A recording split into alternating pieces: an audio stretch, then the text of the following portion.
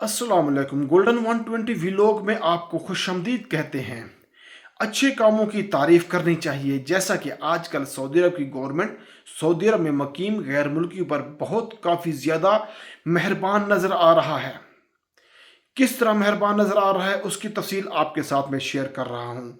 ये जो ऐलान हुआ है सऊदी अरब की गवर्नमेंट की तरफ से कि कफ़ील हो गया कंपनी, उसके खिलाफ जो है काफ़ी घेरा तंग नज़र आ रहा है, बल्कि कर दिया है। ऐसे में तमाम कंपनियों और कफ़ीलों को एक हिदायत जारी की गई हैं। वो हिदायत क्या हैं?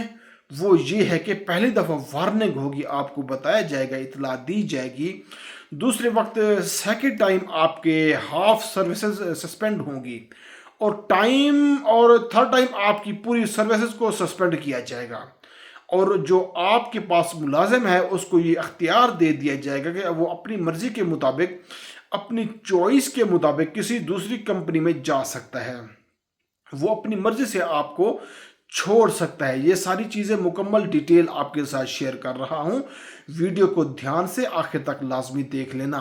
देखिए दोस्तों, सऊदी अरब में मकीम गैर मुल्कियों के लिए बहुत ज़्यादा मुश्किलात होती थी, क्योंकि वो गैर मुल्की होते हैं, ख़ासकर सैलरी के हिसाब से, क्योंकि सैलरी का एक बहुत बड़ा इशू बन जाता है। तो उस पर सऊदी अरब की गवर्नमेंट ने सैलरी के हवाले से काफ़ी ज़्यादा मुश्किलात जो हैं, सैलरी टाइम पे ना मिलना, सैलरी से ज़्यादा डिडक्शन होना यानी कटौती कर लेना, और सैलरी वक्त पर ना मिलना, जो मुलाजिम डिज़र्व करता है सैलरी लेना वो उससे सैलरी कम देना, सैलरी डिले होना, या ऐसा भी हो जाता है कि 50% कटौती हो जाना। मतलब कोई भी वजह बनाकर, कोई भी बुनियाद बनाकर ऑटोमेटिकली जो मिनिस्ट्री का ऑफिशियल सिस्टम है वो ट्रिगर हो जाएगा, और कुछ अहम स्टेप जो है वो लिए जाएंगे। इससे क्या होगा?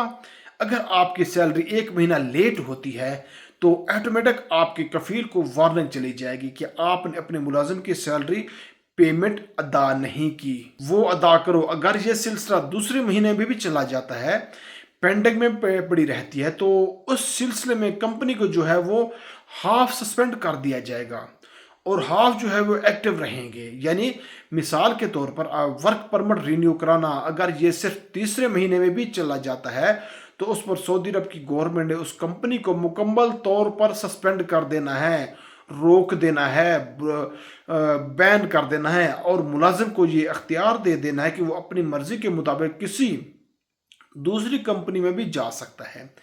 चाहे आपका वर्क परमिट वैलिड है, चाहे कोई कंट्रैक्ट बाकी है, जो भी चीज़ है उसके बाद आपको मुकम्मल इजाज़त होगी। आप एक महीने के बाद भी आपको ये सैलरी नहीं मिलती तो आपको ये इख्तियार हासिल है किसी दूसरी कंपनी में जाने का।